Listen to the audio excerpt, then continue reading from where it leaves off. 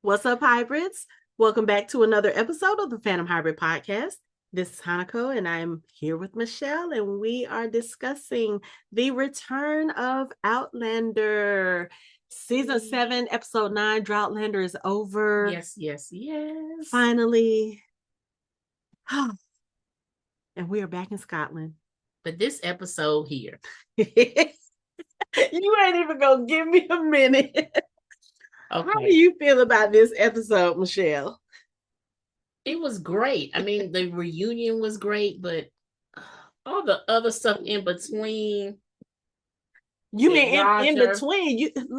You mean from the beginning of the episode? You start the episode with Simon Fraser's funeral, then you get the news when Ian reunites with his family. He sees his brothers. Oh yeah. One of his brothers is there from France, and he's like, "Did you bring your wife?" "No, she died 2 weeks ago from influenza." And then Dad.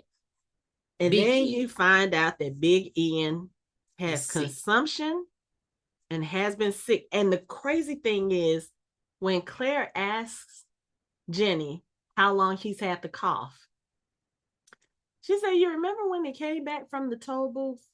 It never went away." What?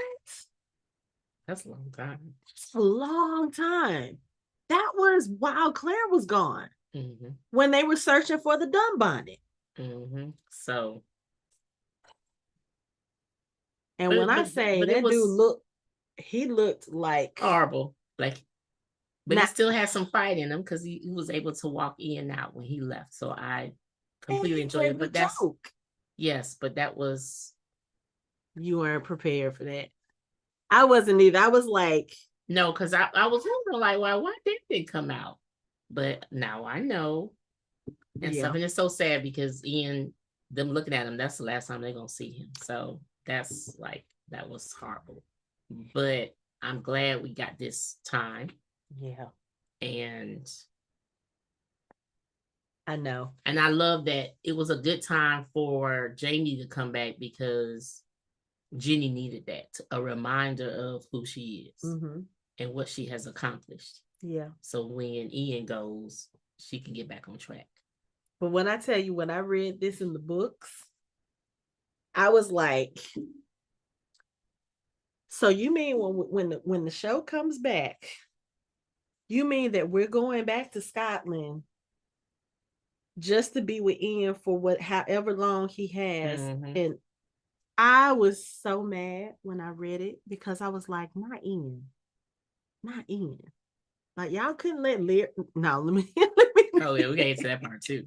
Let me not say that, but because I don't want to wish death on her character. She was just horrible, but she wasn't a Rob Cameron. So. Oh no, and to be completely honest, Leary had her faults, but you gotta kind of see the time period and what was happening. And she really thought that somehow in the beginning, Jamie had feelings for her. Which she wasn't wrong about as far as, thinking that because Jamie was using her. Right. So to make Claire jealous. Right. And then later when she gets with them and stuff, she thought that would change things, and that just didn't. Okay, so this is the part that kind of bothers me about the way that they're telling the story in the show as opposed to the books, because it makes it seem like Jamie just didn't try with Leary. And I think that was... I didn't feel like he didn't in the show.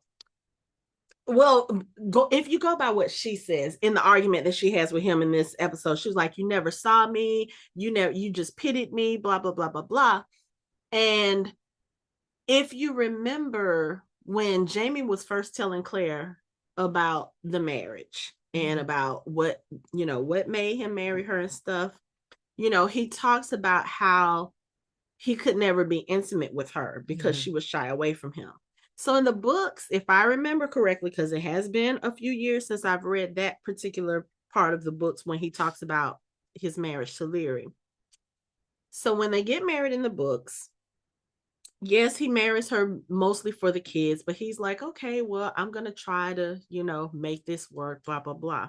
And he does try to be a good husband to her. He tries to be intimate with her, but like he said in the show as well, she was always very sullen with him. She was very angry. There were days when she would not speak to him. And we all know Jamie. Jamie is one of those people. He's very big on communication with his wife. He's very affectionate. He's very much a sexual being. He's very much a physical being. So he moved out because he didn't want to feel like he was trying to force himself on her when she very clearly didn't want him. So in the books, I can't remember if this is while they were actually married or afterwards. There was a scene where he comes back to the house. He's outside the house and he hears like this kind of guttural groan, like this whatever, kind of like he describes it in the book, I believe, as like animalistic in nature. And he happens to look in the window and Leary is in the house having this like really, really rough sex with some guy. I don't know. I don't think it was the same guy that she is involved with here in the show, but it was one of those things where he was angry about it because he was like, I tried to be a good husband. I tried to be a loving husband. He knew that her first two marriages were rough on her. You know, she had husbands who beat her, beat the kids, had husbands who were not gentle with her in that physical sense. And he was just trying to be a good husband to her. And he was like, if this is what she want, like she pursued me for years. She wanted me for all this time. She damn near killed my wife trying to get to me. And then when she finally has me, she doesn't even want me. But then she goes and she's with this. Like he was really pissed about it in the books. Like it hurt his pride. It hurt his, his manhood. And so when Claire is jesting with him at the beginning of this episode, when he tells her he's going to see Leary, she was like, well, if you just want to know who she's sleeping with, there's other ways to find out. It felt out of place to me because you don't know what that background is, But other than that, there weren't too many things that I didn't like about the episode. Now, go back because we were talking about in the book you were like he tried, but in the episodes on the show I felt that he did try with her. Yeah, but I think her perspective and sense of reality was just off, and she felt wounded that he made a choice. Yeah. And that choice was Claire. And even though she got him in the not at the end, but at that point she got him, he still wasn't hers. Yeah. But you know what? And I would say this, and again, this is attitudes and she's still upset about it, but attitudes in this time, and also the way, because everybody falls in love so quickly in the 1700s. But if you knew, like, as much as he went through with Claire, even in the beginning, when they came back to Leoc and he made it clear that, I'm gonna stick with her. This is my wife. I want to be with her. For you to keep trying over and over to get with this man, I'm sorry if I don't want to say she got what she deserved, but stop fawning and stop trying to get a man to love you that clearly don't love you. But she still kind of thought he did in the beginning. It's till this episode when she asking him, so you really didn't care. Okay. And again, this goes back to all these people catching feelings. When he took that beating for her, she said, I thought you did it because you loved me. But she knew even before then, like, he didn't really pay attention to her. Right, but you would think that he was being shy. So that's what I'm saying. Like, people will be thinking, so like, for example, let's take Ian. Rachel has the dog. Clearly they kiss, but he still hadn't really confessed his feelings. He left his dog with her. I'm just using this as an example. But if he turned around and came back with a wife, she'd be like, well, I mean, you wasn't direct, but I just assumed. And I think Leary was like, well, maybe he was shy, maybe he had feeling. But when he took that beating, he was actually confessing his love. I'm just trying to help her out. Okay, we can move on. We don't need to help her out. We can't. We don't need to help her. But, it's over now. Okay, yeah, that's over. And she marrying her boo. Yes, and he's finally done with her because We'll talk about the knocks on the door. But Joni appears and talks to him because she wants to go into the convent. She wants to become a nun, and Leary is withholding her dowry so that she can't go. And I'm like, Leary, okay, you know what? This is the one thing I don't like about Leary's character. And I understand, again, it's the times, whatever, but you are literally holding off on your own happiness because of money and land. Well, because she's been on that land for years. Okay, but here's the thing.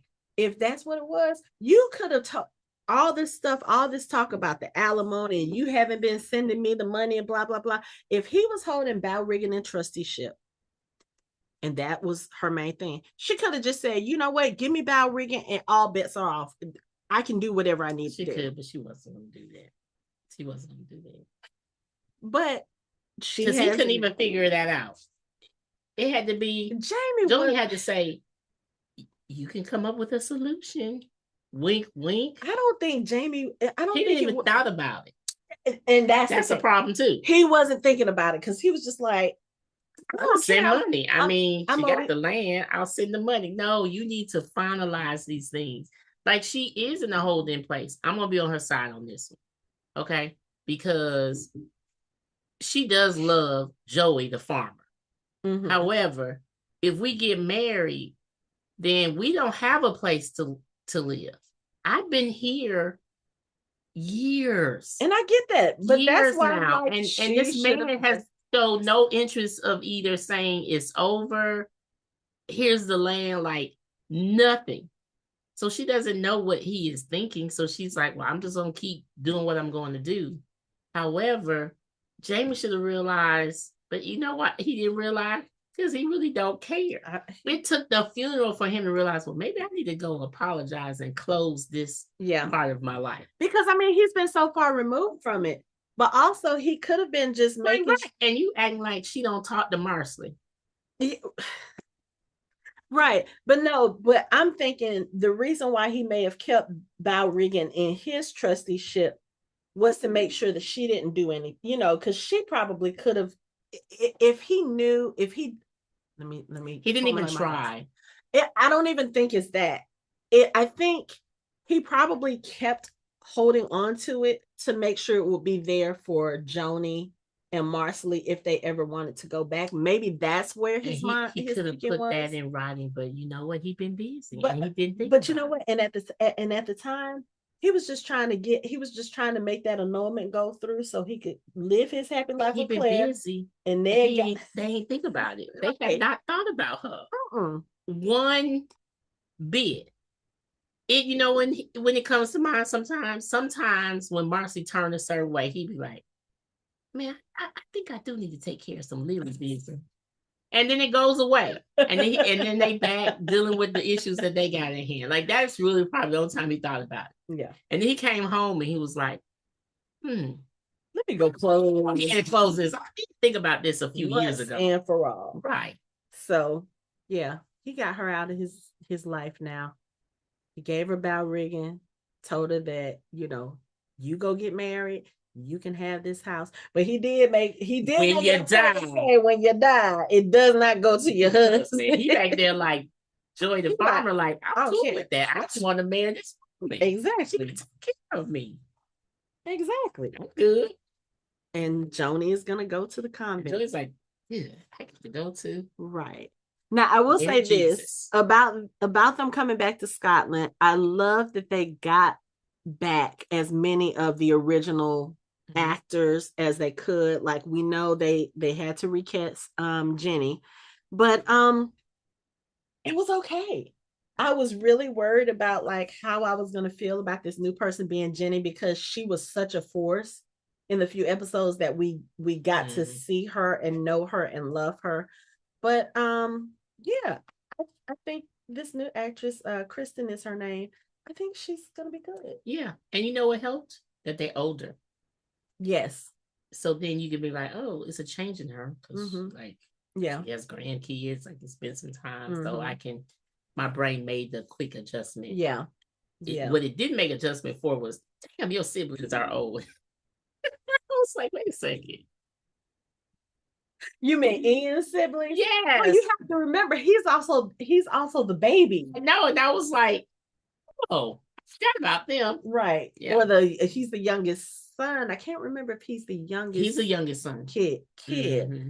But yeah, they're all like grown and got grandchildren and a lot of grandkids. Yeah, because I think even when Claire came back after the 20 years when she was in the house, Jenny was holding one of Michael's newest babies, and she was saying that he had 4 at that time. Yep.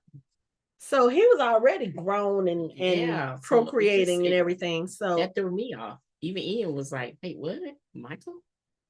Yeah. Okay. Yeah. But yeah, okay. So let's talk about this homegoing a little bit, because even like you said, even though Ian is sick, and I think I said this when we were watching it, I said, how y'all made fine ass Stephen Creed look like he was a minute from death's door. I mean, I was like, are we going to see him die in this episode? Because that I would not be ready for. I thought it was going to happen. So we at least get him for one more episode, at least. But you know, I don't know how long they're going to keep Jamie in Scotland, because Claire does have to go back and Jamie stays behind, but we'll get to that as well. But just seeing the old family, seeing Jamie and Claire be with the Murrays again, seeing old Ian have his sense of humor when they're talking about, you know, his impending sickness, and he was like, look, I could be dead tomorrow, I could be dead in a year, I'll wager 3 months myself. And Jamie was like, how are you gonna collect your old coop? And I was like, okay, I like this. I'm one of those people, I don't like the dread and doom that come the dread and doom. I don't like the dread and doom that comes with death storylines, or just death in general. I'm one of those people, like when people have weird sense of humor or dark sense of humor when it comes to facing their own mortality, that's kind of my speed anyway. So to see him still be in those kinds of, like, you know, every time we've seen Ian and Jamie, they've always gone back and forth. Jamie being serious and Ian being the one that's kind of cracking jokes. So to see that with this, I loved it.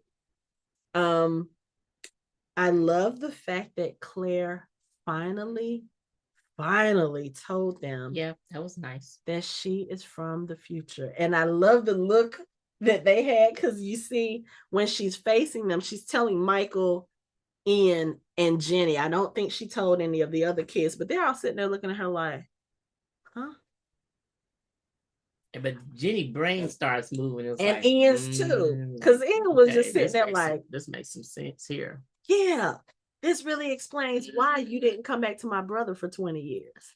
Because that was one of the things she said bothered her the most. She said, I remember sitting on these stairs when the redcoats took him. And she said, we went to go look for him. You didn't. I mean, she literally crossed the whole countryside looking for Jamie. So it never sat right with Jenny that Claire just, I just assumed he was dead and I'm not gonna come back. Yeah, and not even go to the house and be like, you know, he's dead. Can I grieve here? Yeah. And you are gone. Gone. But so now it explains it. Yeah. So I'm glad that they know now, because I think it makes it easier, because now Jenny can stop being so suspicious of her when she tells her to do something. I mean, she wasn't as suspicious back then, but you know, okay. Jamie said this to Claire when he was joking about going to Leary's. He was like, Claire, you're not usually one to hold a grudge. Jenny absolutely does. And Jenny been mad at Claire for a lot of reasons, for a long time. That Claire was actually mad at her too. Yeah, she was like, "Oh, you've been holding a grudge. Like, you've been holding a grudge because I told you about his marriage to Leary." Claire's like, I don't really care. I mean, we've been together the last 10 years now. I don't care. I don't care. Like, this is Claire is very secure in her marriage. She's very secure with where she is in the world. She know Leary don't hold a candle to her. Sorry, Leary, you don't. So that was just a momentary hiccup. But also, if we remember correctly, Jamie was just about to tell Claire about the marriage when the kids bust in. Mm-hmm. So it's not like he wasn't gonna do it, but this is a woman you have not seen for 20 years, somebody that you thought was dead. The first thing you're gonna say is not gonna be, oh yeah, I have another wife. No, because you don't know what this is about to be. I mean, and even during that reunion, he was like, so did you just come back to bring me news of my daughter, or are you planning on staying? Like, yeah, like, what is this? Right. Yeah. Well, for that long, she could have fell in love with someone else. But she could have been like, oh, I'm gonna come and give you news of your daughter, and then I'm going back to the 20th century. So he was probably like, look, let me hit it while I It's Claire. But Claire's not gonna hold a grudge about that. And not to Jenny of all people, because she, I mean, if you think about it, she understood what Jenny was doing. Jenny was trying to make sure that Jamie stayed righteous, that Jamie did what he was supposed to do. And she also, let's be honest, she was trying to get the truth. She was trying to figure out where Claire had been, and she probably used that opportunity to try to force the truth out of her. But Claire is not going to hold a grudge for that. And I'm glad that at the end, she finally realized that. She was like, I trust in your love for our family. Yes, because Claire has loved your family from day one. I think Claire understood that she was just really talking out for grief. She just don't want Ian to die. And then you find out this woman could be magical. You're not really quite sure. They didn't give you quite all the details. She just has knowledge. You're just like, please help him. And like Claire said, and I'm mad that you can't help him. You think Claire's not mad? She can't help him? But that's what I'm saying. So at the end, she apologized because she knew, it was just me. I'm just saying it. I just don't want my man to die. Yeah, because you see how long she's loved him. Because right. Okay, let's get to that part. Let's get to these parts. So so while Claire is sitting there telling them that she's from the future, there's a knock at the door. And at the same time, Roger and Buck have arrived in Scotland. Okay. They've arrived in Scotland. They're looking for Rob and Jemmy. They decide to split up. Buck is going to go to Inverness and see.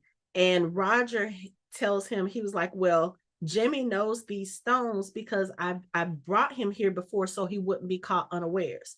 He knows how to get home from the stones. So if he was able to get away from Rob Cameron, maybe he went back to Lallybroch. So Roger heads towards Lallybroch. Now, Michelle, I already knew what was going to happen because I read the books. I was finally. Michelle was like, wait, the same time. Are they gonna meet? Knock on the door. Oh my God, this will be perfect. I was ready, but in the back of my mind, I knew this is misdirection because they're having it all at the same time, and I'm like, this is going to be effing fantastic. We're gonna get the whole family help here, and they get to meet Roger. But instead, it was Joni. Joni was at Jamie's door, and the door that Roger knocked on was still Lallybroch, but it is Jamie's dad. And I'm telling y'all, that's what I said. You don't know how to use the stones. This man now is way out of time. Roger ends up before Jamie meet Claire time. Yeah, he ends up in either, I think he said it was 1935, 1939 or 1940. Yeah, he was doing he was trying to do that math. It took him all night to be like, okay, Jamie's at college. Right. He's 18 or 19. That means, because one, Roger already looks out of place because he's got the short hair. So he already looks out of place. But Brian Fraser, when he answers the door, and, of course, Roger's in shock. Because he was like, he thought it was Mr. Murray. No, this is Brian Fraser. So he's sitting there trying to figure it out. And of course, Brian Fraser is looking at him like, dude, you okay? And he was like, oh yeah, I'm so sorry. So my son has been taken by a man named Rob Cameron. Have you seen him? And so he starts trying to recover himself. And all the time, one of the things about the episode, we're getting a lot of inner dialogue. So we're getting all of Roger's inner dialogue. Right. which kind of threw me off because we don't really usually get Roger's inner voice. And at one point, I was like, did he say that out loud or did he say it in his head? Yeah. When he said, Jenny, I didn't know. No, you didn't say it like Forrest Gump. Because we see Jenny. This is where Roger got in trouble last time. I need you to stop looking at these women a certain way when you be like, oh, I know who you are. To the point that the man had to say, my daughter already has a boyfriend. Well, not a boyfriend. She has a crush on somebody. That's a on boyfriend. On Ian. But and then you had to say, I gotta. You should have just said, oh, she looked like my sister.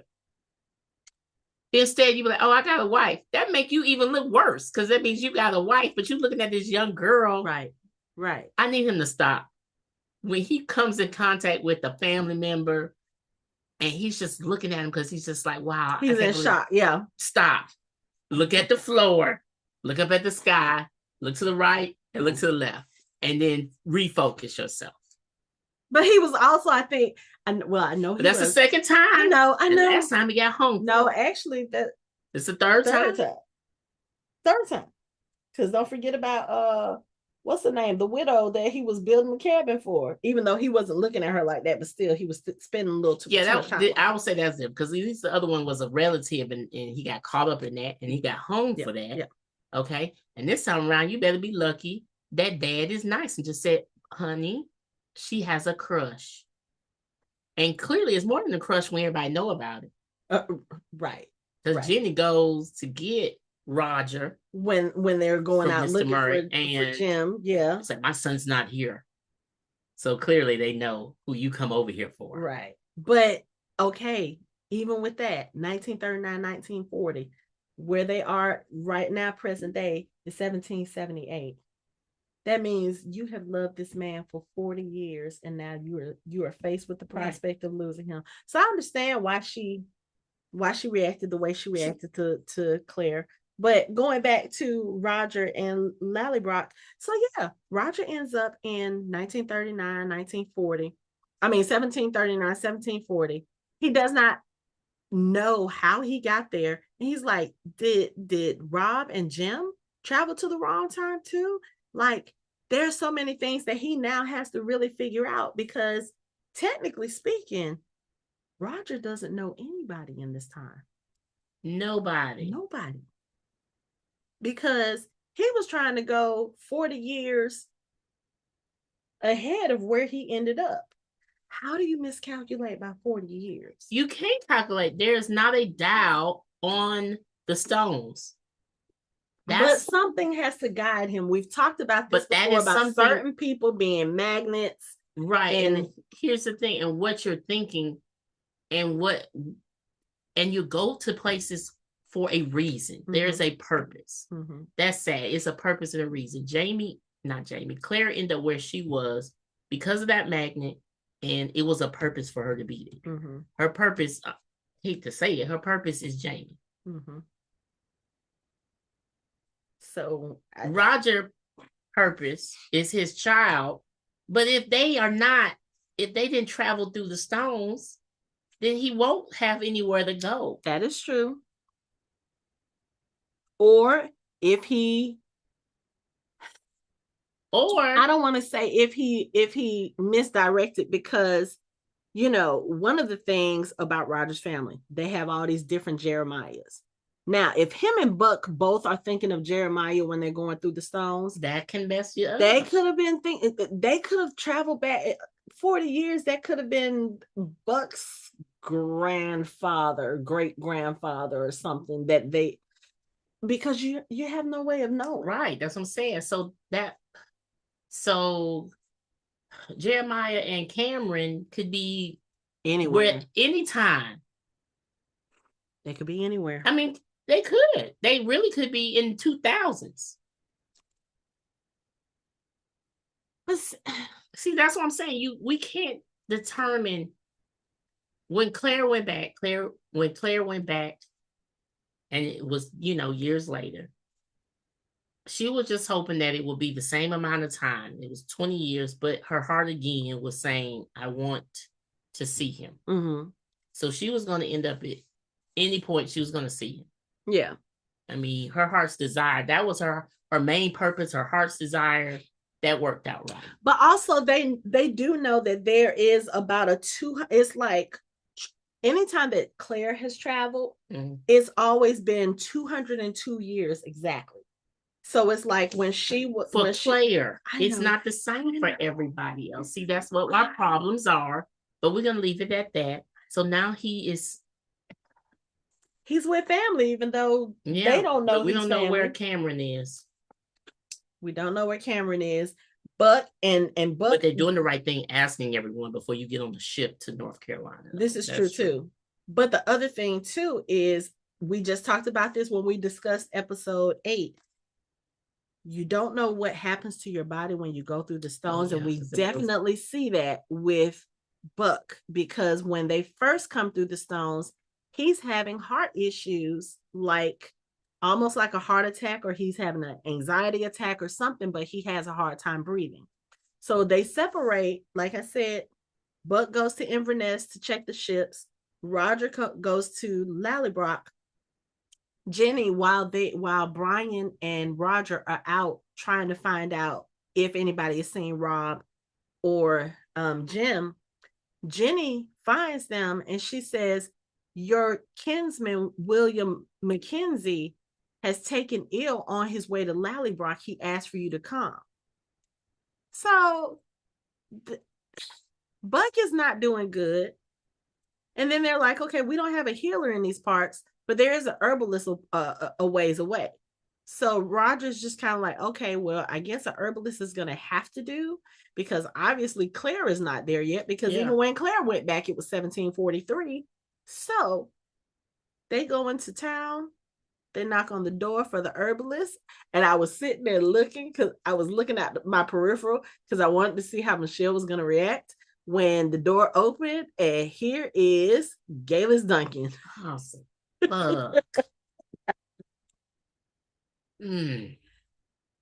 So not only is it Galis Duncan in 1939, this is Buck's mother. And Roger's 7 times great grandmother. Mm-hmm. But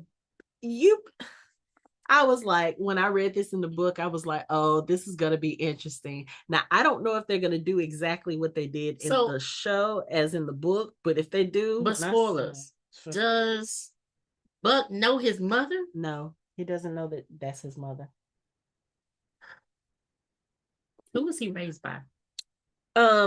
There was another Mackenzie family that had lost their child, and so that's who Dougal gave the child to. Okay. Gave Galis's baby to. Mm-hmm. So he was raised by Mackenzie still. So you can't say nothing, because we need her to go her regular merry way and continue all the shit she has done from here to there. All I'm going However, he's the only person who can really understand and guide you to what you need to do. They're not going to ask her nothing, because I know. I'm just saying she's the only person who actually knows. Yeah. She actually knows what's happening and what to do, but we can't talk to her. Yeah. But I mean, we don't know if she knows what's going on with him physically, because as far as we know, but she knows about traveling. Yeah. But she didn't have any issues traveling. So if they come in and they're like, oh, even if Roger says, hey, I know you're a trap. First of all, he can't have that conversation with her, because then it's going to be like, how do you know what I am? And it's going to be a whole bunch of questions. And she needs to continue on the path she's on. Right. And she didn't, but, oh, wait. But here's the thing. Galis Duncan met Roger before she went through the stones in 1969. So this is not exactly a stranger coming to her door. But maybe she won't remember him. Like, you meet people. Was he that? Did she mean like she met him twice? But did she meet him? Did she meet him enough for him to leave an impact? Or did she meet him because she was at the college? You meet a lot of people. Yeah, but no, she specifically spoke to him and Brianna at the college, and then she saw them again at the pub. Right, but still, to remember what they look like.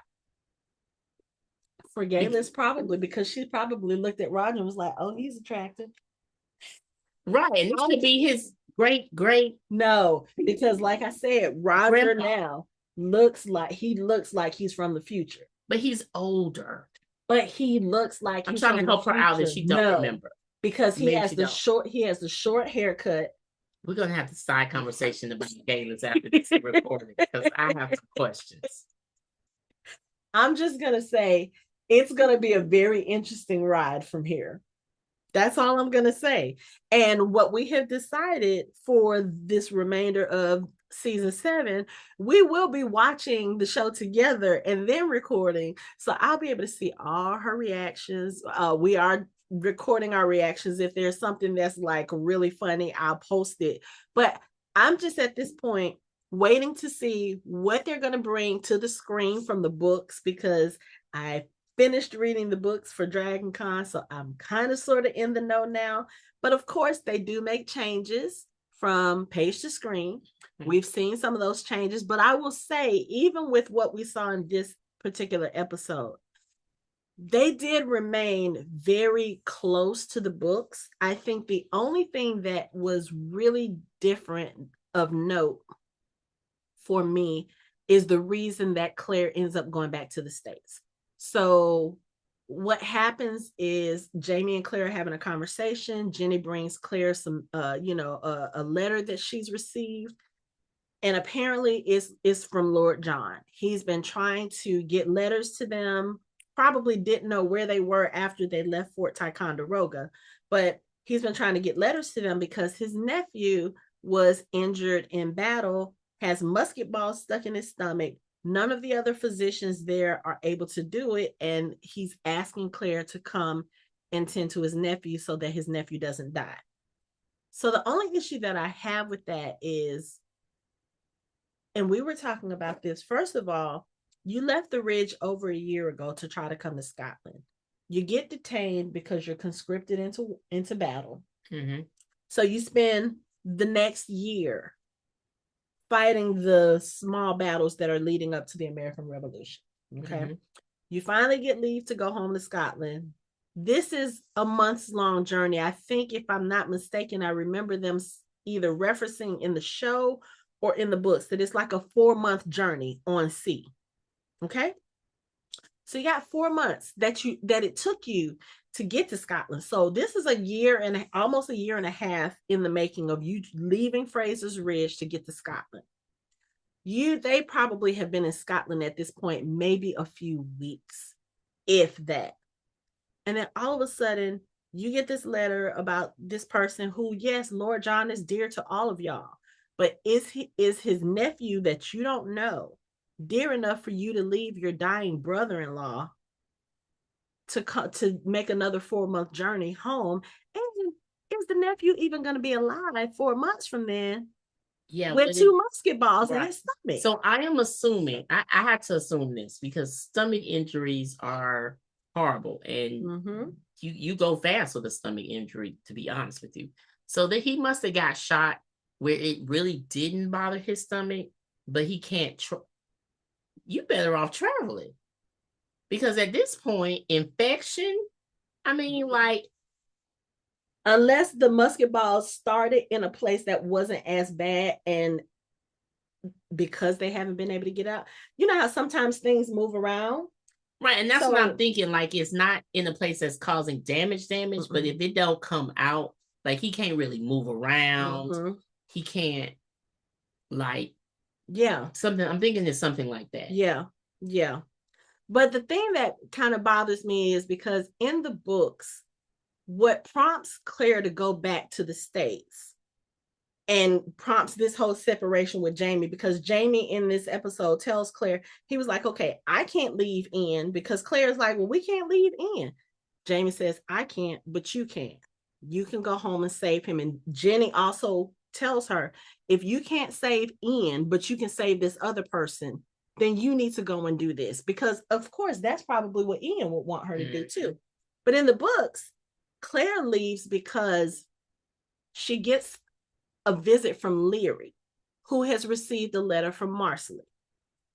And Henri Christian their younger son at this point, the one who has dwarfism, he has developed some type of infection or something is going on with his throat because of his condition that's making it harder and harder for him to breathe as he gets older. Mm-hmm. So it's getting to the point where it's starting to endanger his life. And so Marcelly is like, Ma, please, for the love of you bear your grandchildren, please go to Claire and ask her to come home so that she can operate on Henri Christian. So that's what happens in the book. Leary goes to Claire and basically says, for our grandchild, will you please go take care of it? That is the only thing I can see Claire leaving a dying Ian for. Mm-hmm. And then I think what happens is once she gets there, she is the information about Lord John's nephew is brought to her attention, and then she takes care of it. But she goes home for Henri Christian. So that's kind of weird for me in the show, because I don't think that Claire would leave Ian at this point, especially having been gone for so, like, at this point, when they left to go get the French gold from Silky Island and Ian was kidnapped, this has been almost 10 years now that they've been gone. Mm-hmm. So I think I do believe she would do it for Lord John, to be honest with you. Mm-hmm. And for his family, because of what he has done for her family. It's just that I don't like the reason, like a bullet, because by the time I get there, he may be dead. Like, if you came up with something else that he would need surgery and he know Claire can do the surgery, mm-hmm. I would have been okay, because she still would have went, because it was Lord John's family. Right. It's important. Mm-hmm. So I just don't like you know, like what? How he has a stomach wound. Yeah. He can't travel and all that stuff. Yeah. So that's the only thing. So it would have been better with, Marcy's baby, but whatever. We'll go with it. Claire's on her way back. She's on her way. The young Ian who has to confess his love. Because his family says, you didn't tell her you loved her. You just gave her a dog. Right. That's not the same. I'm like, but the dog. But it was the same. But Bug had to tell her that, though. So, like, she didn't really know now. But she knew. But he needs to go get his woman. He was going to try to send a letter with Claire to tell Rachel, I don't know how long I'll be gone. I can't ask you away from me. His mother tore that letter up. It was like, you need to stay here. We're good. But the thing that kind of, I won't say necessarily convinced him, but the conversation that they have, she takes him to the graveyard. And the thing is, at the beginning of the episode, they always show you a little scene that kind of relates to the episode. Mm-hmm. So they showed a gravestone, and all you could see was ISA. And I was like, is that Ishabel's grave? And then you see Jemmy clearing it off, because of course the gravestone is kind of covered with grass and moss and everything. So it's current day. So at some point before Jemmy disappeared, he probably went to the graveyard and saw it, because we know that they go to the graveyard sometimes. He said that's how they feel close to Granda. And I was just like, that's a grave for Ishabel. And then I was like, wait, did they do that in Scotland? And that's exactly what they did. Mm-hmm. Jenny had one made. They had Ishabel's name on it, and then they had the words for beloved daughter written in Mohawk, engraved. And this is where she tells him, it's so that he can have a place to feel close to her, to visit her whenever he's there. And she was like, just like she's always with you, you are always with us. Go to your young lass. You can leave with your Auntie Claire. And he says, I got to stay with Dad for the rest of his life. And she was like, no, your dad wants you to go and live the rest of yours. And you need to go tell that girl you love her. Right. But I think at this point, before she starts dating William, I'm just joking. She's not. Not if Michelle got anything to say. Well, no, I mean, I know they tried to do the little love triangle, but you can tell, like, she really is really, really fond of Ian. Yeah. So, yeah. Yeah. He just needs to confess his love. However, the Bug issue, needs to be exterminated. But see, if she would have go with William, then the bug issue wouldn't even be an issue. It won't be, but then Ian won't have anybody for life. He needs somebody. And that's not exactly true, because even if Rachel ended up with William, he still knows that Ian loves Rachel, so he will probably go after her. Yeah. So, but yeah, also I think with Ian, I think it's enough for him that they came and he was able to see them. He doesn't want his son to sit sitting there and lose and watch him die and lose a love after he has already been through. Even not even thinking about Rachel or not even bringing her into it.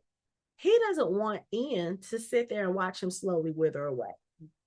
Not only because of just the fact that you just don't want somebody to sit there and watch you die, but also Ian, we saw it in this episode, he would have a lot of guilt about it. Right, but I think his dad would be okay with him being there, but he don't want him to be there and you're holding, like you left your life on pause. Yeah. It'd be different if you had nothing going on. We can talk about your adventures, you know, with everything, but you literally have your life on pause. Like you can have a family. Yeah. So I do need you to go because time is short. So you need to get going. Yeah. I'm glad that he did tell Ian about swiftest of lizards, though. Yeah, I do. He did tell his dad that he has a son. Now I just need him to tell Jemmy. Yeah. And I think he probably did. We just didn't see that. I'm really thinking that was off. You think? Or that's going to be later? I think it's going to be later. Okay. But he needs to tell her. But I'm glad he told Ian because, again, he's going back to America now with Claire. He probably won't have that opportunity. And the fact that he was able to say that to his father's face, like sit down face to face, give him the name, give him the context, and was like, tell him about his Christian name, Ian James. Yeah, this episode was so emotional. And I was just like, I feel like Claire's time in Scotland was too short.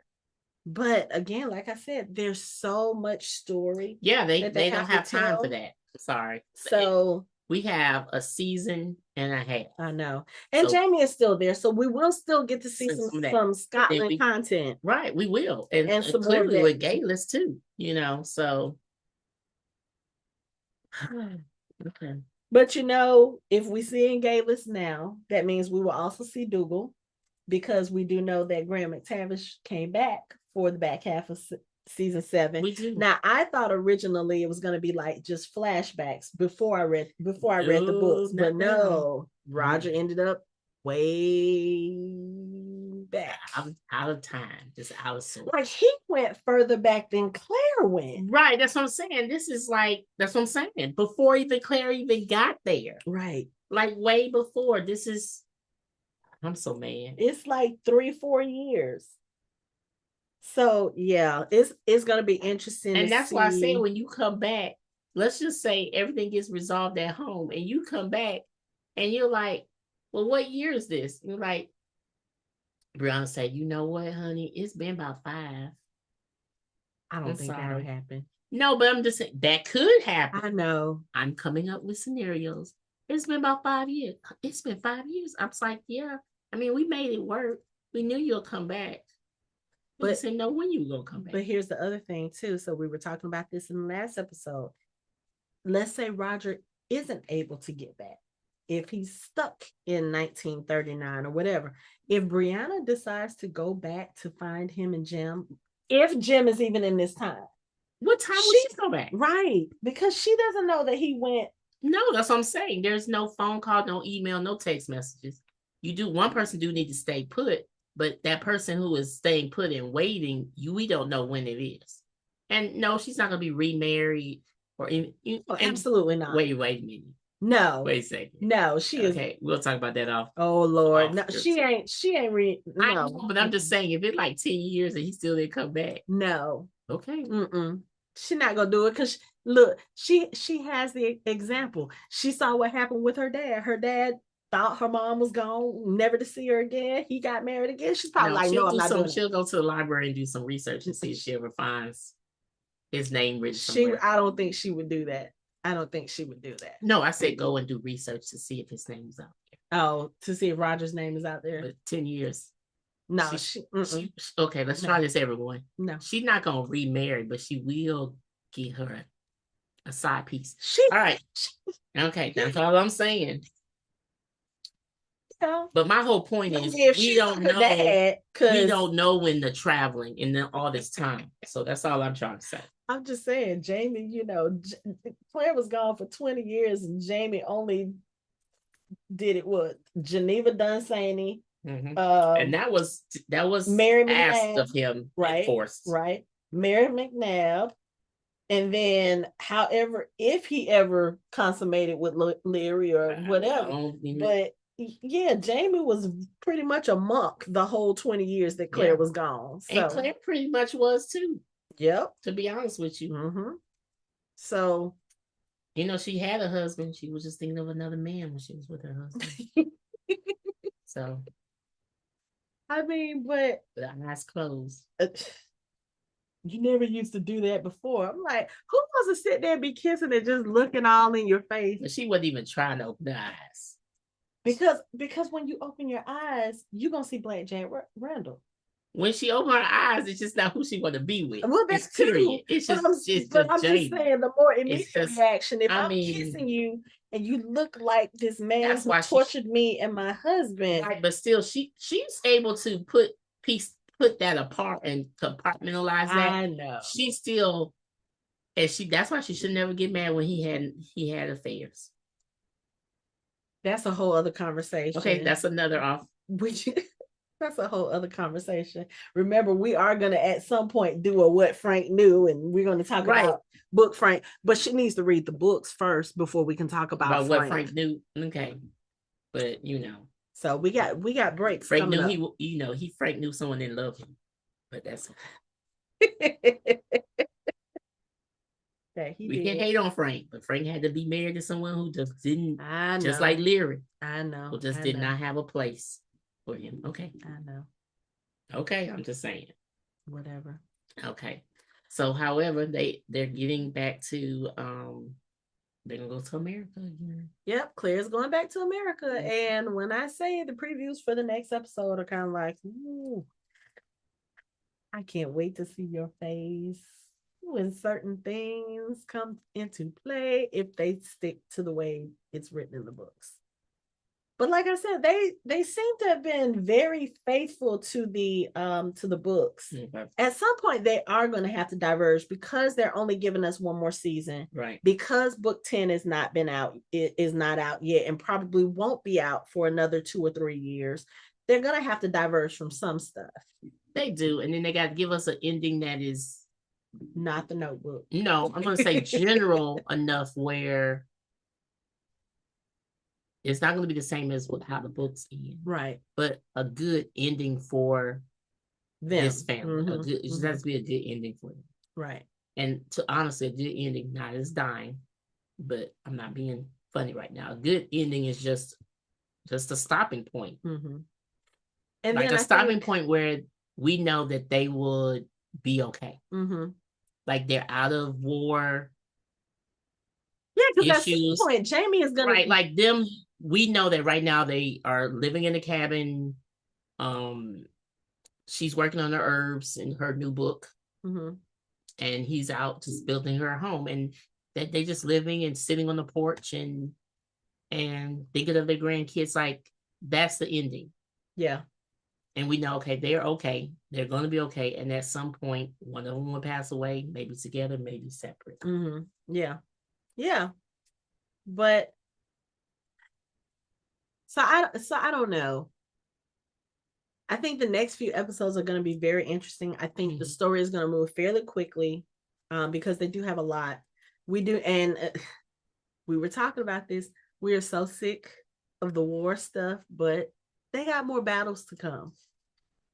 So we're going to see some more fighting. But like I was about to say, at some point, Jamie is going to be too old for them to keep calling him because he's probably 50. You should just say, I can't see. Like, I mean, I'm old. Right. And in the book, you say he missing a finger. Just be like, I'm missing a finger. I can't do nothing. Yeah. I mean, he's still functional. That's the one thing about Claire. He needs to act like he's not functional. That's the problem. He run around like he in his 20s. And he's not. Right. He needs to be like, look, I'm too old for this shit. Well, he needs to be like, he needs to be looking like Ian right now, just to be like, I can go to war. Oh. Not looking like, oh, I'm a good sniper. I can, run across the field and like stab like 30 people at one time. Right. No, you can't do that. Right. Oh my gosh. She's looking at this in the background, the ending where Roger, they're going to visit the herbalist. And she was like, when she watched the episode, she was like, oh shit. And see, here he go again for the next time, looking at her like, I know you. I know you. But at this point, she knows him as well. Okay. I'm still sticking by that. I'm going to ask this question when we get off. I'm still sticking by that. Mm-hmm.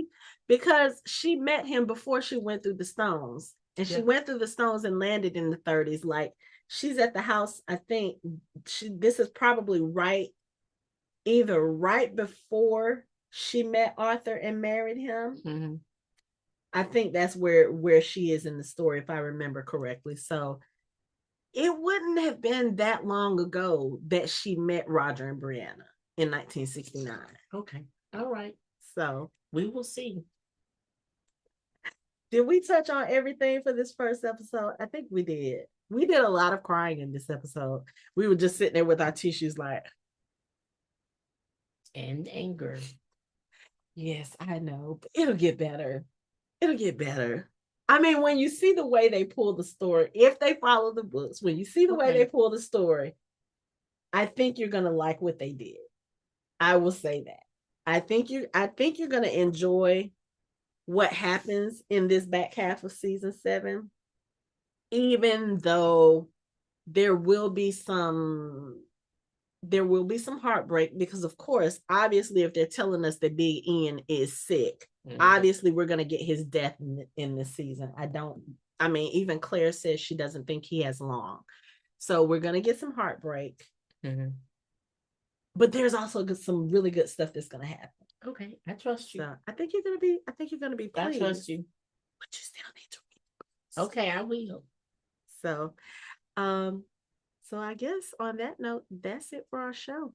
You can find us online at www.fandomhybrid.com. We are on social media, on all the social media at Fandom Hybrid. You can chat with us on our Discord channel. You can watch our videos on our YouTube channel, and you can listen to us on all major podcast streaming platforms. Thanks for listening. We hope you join the conversation next time.